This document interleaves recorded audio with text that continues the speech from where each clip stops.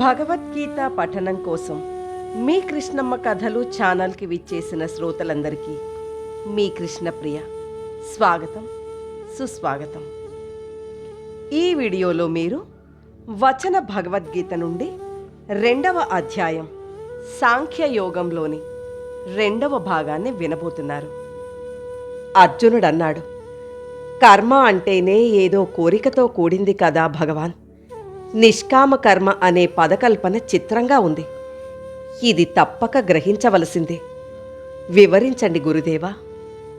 శ్రీకృష్ణ భగవానుడన్నాడు, అర్జున, నీవన్న మాట నిజం. ఈ పదకల్పన చిత్రమైన చాలా మహిమ కలది. ఈ నిష్కామ కర్మయోగంలో ఆరంభింపబడ్డ కర్మలు ఏవీ నిష్ఫలం కావు. ఇందులో ఆచరించే ధర్మం అల్పమైన అనల్ప భయం నుండి సంరక్షిస్తుంది. అర్జునుడడిగాడు, ఏ విధంగా ఇది సంసార భయం నుండి రక్షిస్తుంది? శ్రీకృష్ణ భగవానుడు ఇలా చెప్పాడు, ఇది ఈశ్వరుణ్ణి ఉద్దేశించి చేసే కర్మ కాబట్టి దీనివల్ల వైగుణ్యజనితమైన ప్రత్యవాయం కలదు. నిష్కామ సకామ కర్మల్లోని భేదం తెలుసుకుంటే నిష్కామ కర్మ నిష్టలోని ఘనత అవగతమవుతుంది. కురునందన, ఈ నిష్కామ కర్మలో నిశ్చయాత్మకమైన జ్ఞానం ఏకనిష్టమవుతుంది. చంచల చిత్తులు సకాములు అయిన వారి బుద్ధులు అనంత ముఖాల పరిభ్రమిస్తాయి. ఈశ్వరారాధనంగా చేయబడే నిత్య నైమిత్తిక కర్మల్లో ఎక్కడైనా లోపమున్నా అవి నష్టమైపోవు. దీంట్లో ఎటువంటి వైగుణ్య శంక కూడా ఉండదు. ఎందువల్లనంటే వైగుణ్యం ఆరాధనలో ఉపశమిస్తుంది. కామ్యకర్మల రీతి అటువంటిది కాదు. అర్జునుడన్నాడు, అయితే ప్రజలెందుకని కష్టసాధ్యమైన కామ్యకర్మలు పరిత్యజించి నిష్కామ కర్మానుష్ఠానరతులు కారు? శ్రీకృష్ణ భగవానుడన్నాడు, దీనికి కారణం అవివేకమనే అనాలి. వేదోక్త కర్మరతులు స్వర్గప్రాప్తికే కర్మాచరణం తప్ప వేరే లక్ష్యం కర్మకు లేదని నమ్ముతారు. వీరు వాంఛా ప్రలోభులు, స్వర్గకాములు. అందువల్ల జన్మ ఫలప్రదాలు, భోగైశ్వర్య లాభోపయోగయుక్తాలు అయిన బహుముఖ కార్యకలాపాలాసక్తి వీరికెక్కువ. అపాత మనోహర వేదవాక్య ప్రచోదనంలో వీరికి ప్రమేయం అధికం. ఏతద్వాక్యాపహృత చేతస్కులు, భోగైశ్వర్యపరాయణులైన వారి అంతఃకరణాల్లో ఈశ్వరార్పిత బుద్ధి నిశ్చయం కాదు. అర్జునుడన్నాడు, అయితే భగవాన్, స్వర్గాదులు పరమపురుషార్థం కాదా? కాకపోతే వేదాలు కర్మల్ని ఎందుకు ప్రతిపాదించినట్లు? శ్రీకృష్ణ భగవానుడన్నాడు, అర్జున, కర్మకాండతో కూడిన వేదం త్రిగుణాత్మకం, సకామ విషయాత్మకం. నీవు నిష్కాముడవై కర్మనాచరించాలి. సుఖదుఖాది ద్వంద్వరహితుడవు కావాలి. నిత్య సత్వ గుణాశ్రితుడవు కావాలి. అప్రాప్య వస్తు ప్రాపక యోగాన్ని, ప్రాప్త వస్తు సంరక్షక క్షేమాన్ని కూడా పరిత్యజించాలి. నీవు ఆత్మవంతుడవు కావాలి. అంతటా నీరు వెల్లువై ప్రవహిస్తుంటే కూపాదులు దేనికి? బ్రహ్మజ్ఞానికి వేదం ప్రతిపాదించే కామ్యకర్మల వల్ల ప్రయోజనం అంతంత మాత్రమే.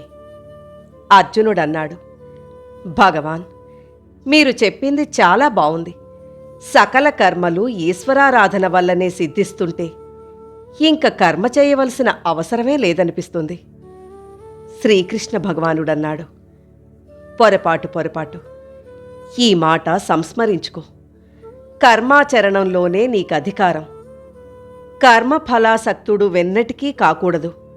సకాముడవై కర్మలాచరించవాకు. అట్లాగని కర్మత్యాగ ప్రవృత్తుడవు కాకూడదు.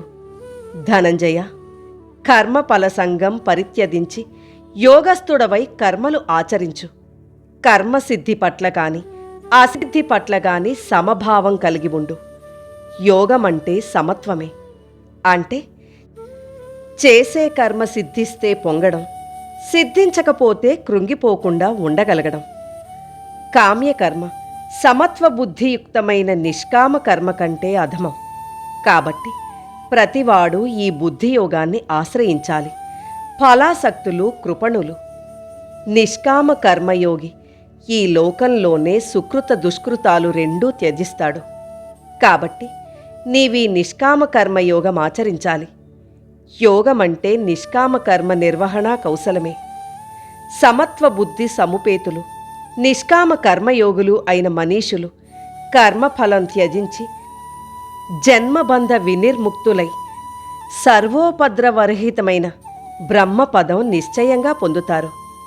ఎప్పుడైతే నీ బుద్ధి దేహాభిమాన వ్యామోహ కాలుష్యం అతిక్రమించగలుగుతుందో అప్పుడు నీవు వినే కర్మఫల విషయం పట్ల వైరాగ్యం పొందుతావు. ఎప్పుడైతే వివిధ కర్మల ఫలశ్రుతి వల్ల చెదిరిపోయిన నీ బుద్ధి సమాధిలో నిశ్చలము స్థిరము అవుతుందో అప్పుడు యోగాన్ని పొందుతావు. నీ బుద్ధి పరమాత్మలో పాదుకొంటే నీకు తత్వజ్ఞానం లభిస్తుంది. స్థితప్రజ్ఞుడవవుతావు. అర్జునుడన్నాడు, కేశవ, స్థితప్రజ్ఞుని లక్షణం ఎటువంటిది? అతడెట్లా మాట్లాడుతాడు? అతడే రీతిగా ఉంటాడు? ఎట్లా వ్యవహరిస్తాడు? వివరిస్తారా? శ్రీకృష్ణ భగవానుడన్నాడు, అర్జున, ఎవడు ఆత్మలోనే ఆత్మ వల్ల తృప్తుడై ఎప్పుడూ మనోగతమైన కోర్కెలన్నీ త్యాగం చేస్తాడో వాడు స్థితప్రజ్ఞుడు. ఎవని మనసు దుఃఖాలకు క్షోభించదో, సుఖాలకు పరవశించదో, ఎవడు వీతరాగ భయక్రోధుడో వాడే స్థితప్రజ్ఞుడు. ఎవడు అన్నింటి పట్ల అందరి పట్ల ఆసక్తిరహితుడో, ఎవడు శుభప్రాప్తి కానందింపడో, ఎవడు అశుభం ప్రాప్తిస్తే ద్వేషింపడో వాడు స్థితప్రజ్ఞుడు. తాబేలు భయపడ్డప్పుడు తన అంగాలు ముడుచుకునే రీతిగా ఎవడు శబ్దాది విషయాల నుండి తన ఇంద్రియాల్ని ఉపసంహరించుకుంటాడో వాడు జ్ఞాననిష్ఠుడైన యోగి. అతడే స్థితప్రజ్ఞుడు. అర్జునుడన్నాడు, భగవాన్, ఇంద్రియాలు నిగ్రహించినంత మాత్రాన విషయతృష్ణ నశిస్తుందా?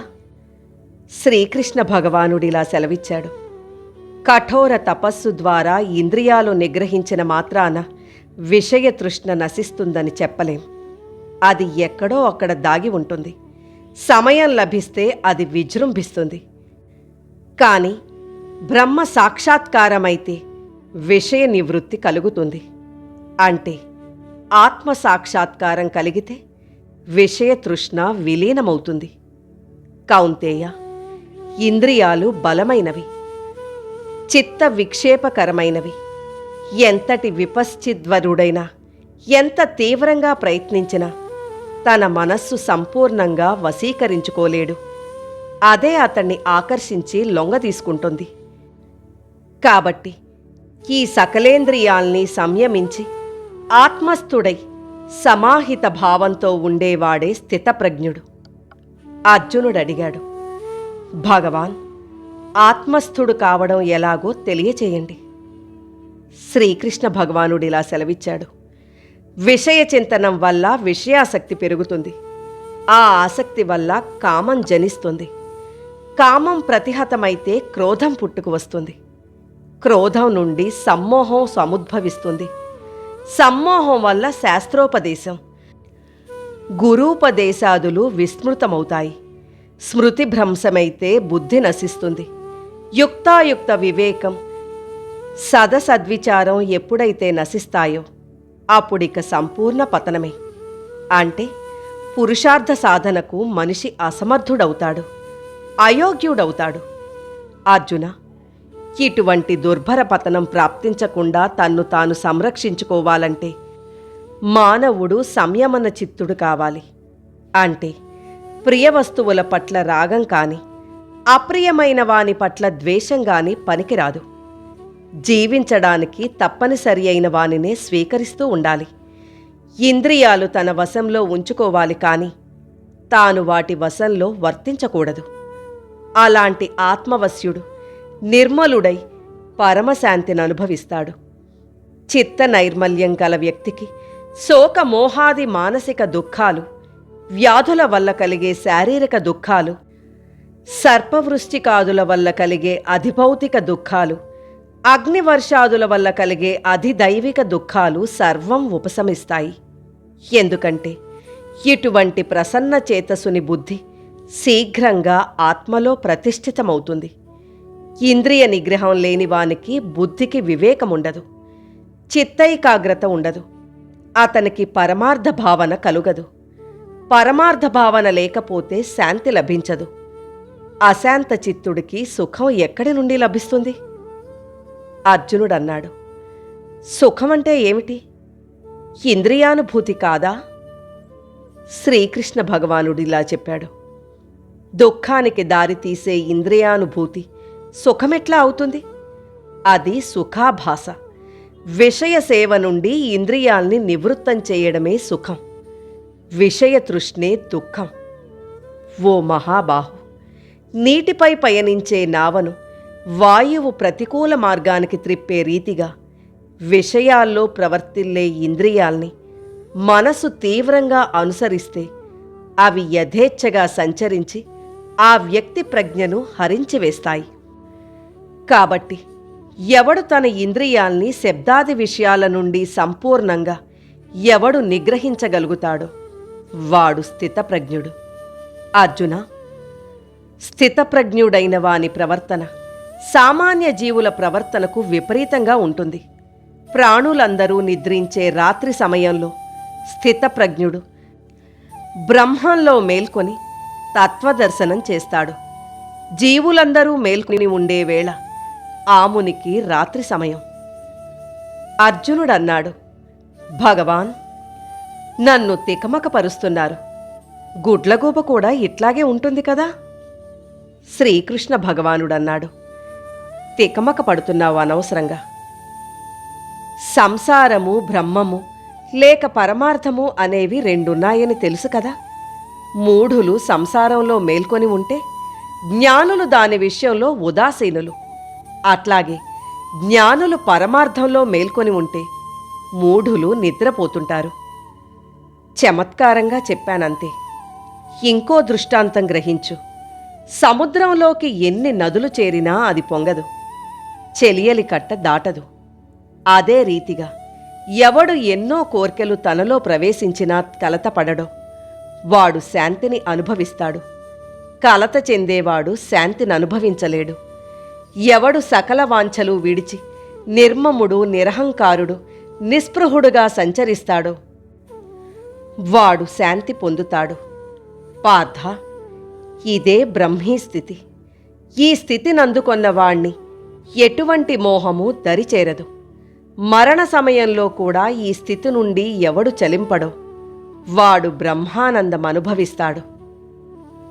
అర్జునుడన్నాడు, ఓ భగవాన్, శోకపంక నిర్మగ్నుణ్ణైన నాకు ఆత్మజ్ఞానోపదేశం కావించి సముద్ధరించిన నీకు సదా సహస్రాభివందనాలు.